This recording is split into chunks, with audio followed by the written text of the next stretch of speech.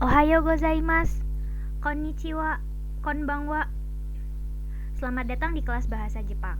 Ini adalah materi huruf bahasa Jepang 1. Diskusi hari ini dibagi menjadi 3, yaitu mengenal 3 huruf Jepang, huruf hiragana, dan peraturan hiragana. Oke, yang pertama adalah mengenal huruf Jepang. Alfabet Jepang tidak sama dengan huruf abjad kita yang terdiri dari huruf A sampai Z. Huruf Jepang ini terdiri dari suku-suku kata.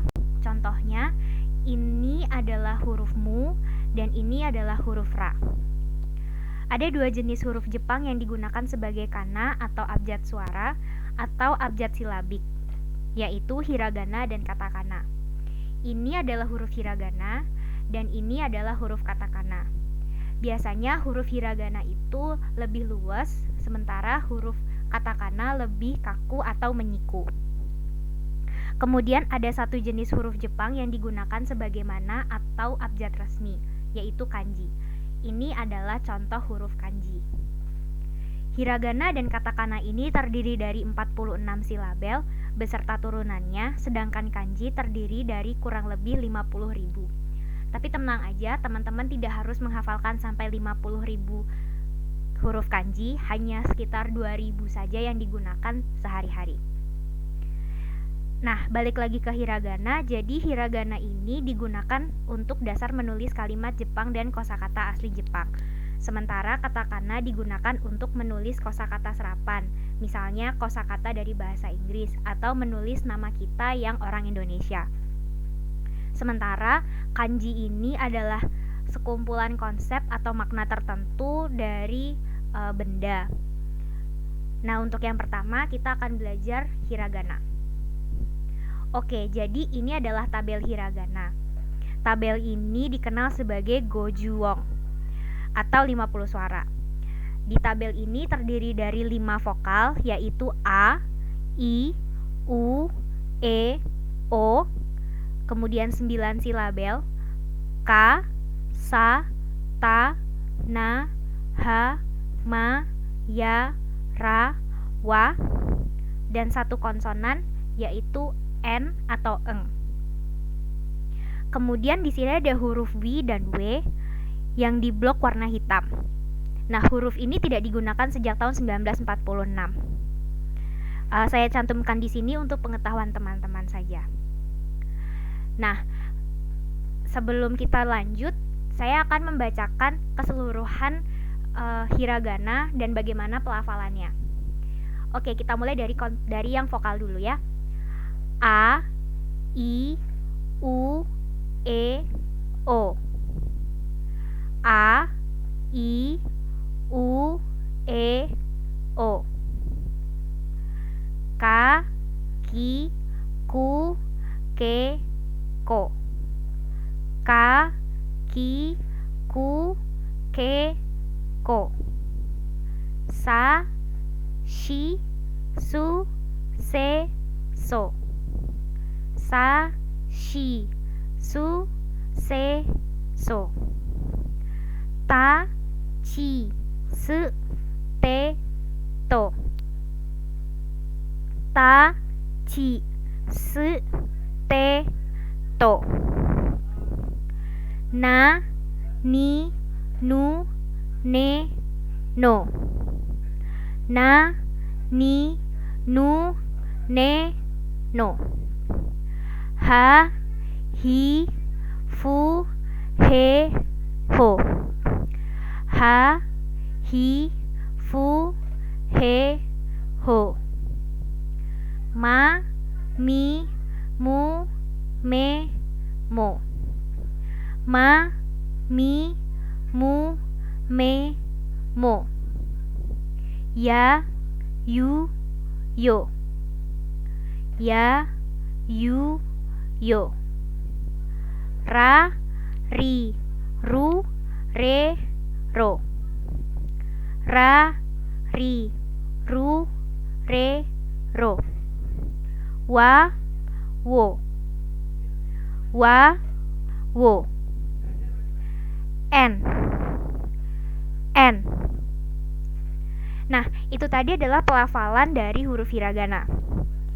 Di sini sudah ada yang bisa huruf hiragana? Oke, selanjutnya adalah dakwong. Dakwong ini adalah suara keruh. Mirip seperti di tabel sebelumnya, hanya saja ada beberapa huruf yang akan ditambahkan teng-teng atau tanda petik seperti ini.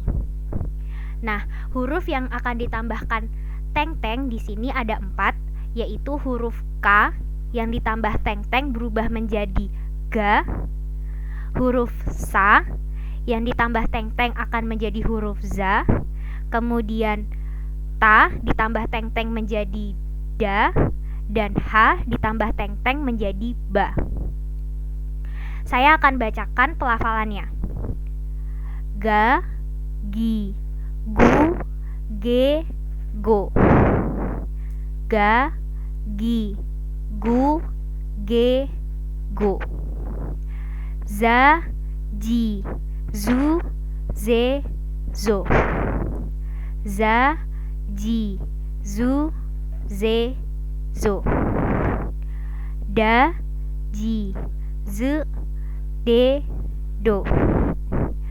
Da, ji, zu, de, do. Ba, bi, bu, be, bo. Ba, bi, bu, be, bo. Nah, selain itu ada satu lagi yaitu handakwong. Handakwong ini adalah huruf yang ditambahkan maru. Jadi kalau dakwong itu ditambahkan teng-teng, kalau handakwong ini ditambahkan maru. Hanya ada satu huruf yang ditambahkan maru, yaitu huruf H. Dan huruf H jika ditambah maru akan berubah menjadi P. Pa, pi, pu, pe, po. Pa, pi, pu, pe, po. Oke, sampai di sini ada yang mau ditanyakan? Jika ada bisa ditulis dulu, nanti bisa ditanyakan di dalam kelas. Oke, selanjutnya yaitu ada yong. Jadi yong ini merupakan gabungan dari 2 karakter yang menghasilkan suara baru. Biasanya dia itu ada di barisan huruf I. Jadi ki, shi, ci, ni, hi, mi, ri, gi, ji, bi, dan pi.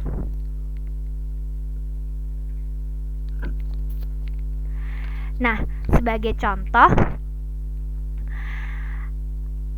ini ada huruf nya. Nih ya, nya. Nah, ini adalah gabungan dari huruf ni dan ya kecil. Ini huruf aslinya itu kan ni, ya. Nah, huruf i-nya melebur. Jadi nya, seperti pada kata nyamuk. Yang perlu diperhatikan adalah huruf ya, yu, yo di sini ukurannya lebih kecil daripada huruf normal. Jadi ni dan ya kecil akan dibaca nya. Ni dan yu kecil akan dibaca nyu. Ni dan yo kecil akan dibaca nyo. Nah, teman-teman bisa lihat di tabel ini dari huruf K sampai P ada semua ya. Nah, untuk yang di bagian ci teng-teng ini adalah huruf yang jarang dipakai. Nah, selanjutnya ada sokwong. Kalau yang yong tadi itu ya, yu, yo kecil. Nah, kalau sokwong ini adalah su kecil. Su kecil ini digunakan untuk mendobel huruf konsonan. Nah, di sini dijelaskan sebagai tanda untuk berhenti sejenak lalu dilanjutkan membaca huruf setelahnya. Contohnya sapari. Kalau tidak ada su kecil, dia akan dibaca sapari. Ketika ada su kecil, huruf P-nya didobel. Sapari. Jadi huruf sa dan pa, di tengah-tengahnya dikasih su kecil. Nah, otomatis huruf konsonan setelahnya didobel. Karena huruf setelahnya itu adalah huruf P, berarti huruf P-nya didobel menjadi sapari, kappa, baciri, kiciri. Apakah ada teman-teman yang bisa menyebutkan contoh lain dengan penggunaan su kecil? Oke, selanjutnya adalah cong. Cong ini adalah suara panjang. Dalam huruf Latin dapat ditulis dengan tanda strip pada huruf hidup. Kalau su kecil tadi dia mendobel huruf konsonan, kalau cong di sini mendobel huruf vokal. Contoh nomor 1 ini ada suara panjang A. Nah, ambil yang di sini ya, yang nomor 2 ini ada okasang. Okasang. Jadi K-nya itu 2 harokat. Okasang. Dibedakan okasang dengan okasang. Kalau okasang itu A-nya 2, kalau okasang itu A-nya 1. Kemudian suara panjang I. Nah, contohnya di sini oishi. Oishi. Beda dengan oishi. Oishi itu I-nya 1, tapi kalau oishi itu I-nya ada 2. Oishi, jadi shi-nya ini jadi 2 harokat. Kemudian ada suara panjang U. Contohnya di sini ada kuki. Kuki yang artinya udara. Jadi kuki dengan kuki itu berbeda. Kuki itu U-nya 2. Kemudian ada suara panjang E. Nah, untuk suara panjang E di sini terdiri dari 2 jenis, yaitu suara panjang yang ditulis dengan E double dan suara panjang yang ditulis dengan tambahan huruf I. Tidak terdapat perbedaan dalam cara membaca kedua jenis suara tersebut. Yang banyak digunakan adalah yang ditulis dengan tambahan I. Nah, contoh yang pertama yang E dulu ya. Ini ada nesang. Nesang itu kakak perempuan, jadi E-nya 2 harokat. Kemudian nah ini yang I yang ditambah dengan I. Contohnya sensei. Teman-teman bisa menggunakan kata sensei, jadi I-nya bisa dibaca atau sensei. Sensei. Sensei. Jadi I-nya hanya untuk memanjangkan huruf E, jadi E-nya 2 harokat. Sensei. Sensei. Eien. Eien. Ega. Ega. Keizai. Keizai. Meirei. Meirei. Seikatsu. Seikatsu. Nah, yang terakhir adalah suara panjang O. Suara O ini seperti suara E ya, ada 2 jenis, yaitu yang ditulis dengan U dan yang ditulis dengan O. Yang paling banyak digunakan adalah yang ditulis dengan U. Contohnya yang ditulis dengan U ini Tokyo. Tokyo. Penulisannya adalah Tokyo. Bacanya Tokyo. Tokyo. Kemudian ada koto. Koto. Jadi kalau koto dalam bahasa Jepang itu artinya things, sesuatu, hal. Tapi kalau koto itu adalah kelas yang tinggi. Nah, sampai di sini apakah ada yang ingin ditanyakan? Silahkan dicatat dulu, nanti kita ketemu di dalam kelas bisa ditanyakan. Oke, sampai di sini sudah cukup jelas ya bagaimana caranya penggunaan dakuong, handakuong, yong, sokuong, dan cong. Apakah teman-teman bisa memberikan contoh lain untuk cong?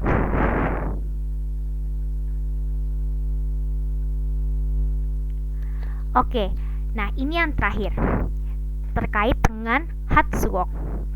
Di awal tadi saya sudah menjelaskan ya bahwa huruf Jepang itu terdiri dari satu suku kata.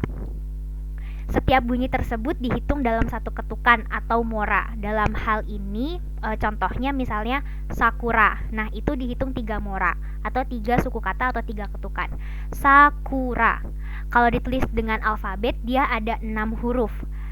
S, A, K, U, R, A. Tapi kalau ditulis dalam huruf hiragana dia terdiri dari 3 huruf. Sakura. Sakura. Sakura. Nah, kemudian ini adalah beberapa kata yang perlu teman-teman perhatikan. Pertama adalah suara M. Dalam kata-kata seperti semong, kemudian tombo, dan lain sebagainya adalah perubahan suara dari N. Jadi bukan sokwong. Ini berbeda dengan sokwong. Kalau sokwong itu su kecil ya, tapi kalau yang ini biasanya akan ada beberapa perubahan terkait huruf N mati. Jadi huruf N bila diletakkan di depan abjad B, P, M akan disuarakan M. Contoh, ini tulisannya sinbung, sinbung, tapi dibacanya menjadi simbung, simbung. Kemudian kingben, ini kan tulisannya kingben, tapi dibacanya kimben, kimben. Kemudian yang ini bimbo, bimbo. Zembu, zembu. Senpai, senpai. Nah, kemudian ini yang terakhir. Bila huruf U dan I diapit oleh konsonan K, S, P, H, F, T, dan C, maka huruf tersebut dibuat tidak bersuara atau I-nya melebur atau U-nya melebur. Ini ya contoh kisha, kisha. Harusnya begitu kan? Nah, tetapi ini ternyata dibacanya adalah kisha, kisha. I-nya melebur. Kutsu juga begitu. Kutsu, kutsu. U-nya melebur. Dengan gakse juga sama ya. Gakuse bacanya, tulisannya gakuse. Kalau dilafalkan menjadi gakse, gakse. Jadi U-nya melebur. Nah, apakah teman-teman sudah paham terkait dengan Hatsuong ini? Apakah ada yang bisa memberikan contoh? Jika ada yang ingin ditanyakan bisa dicatat dulu, nanti kita bahas di kelas. Oke, kira-kira itu saja untuk materi hiragana. Sampai ketemu lagi di PowerPoint berikutnya.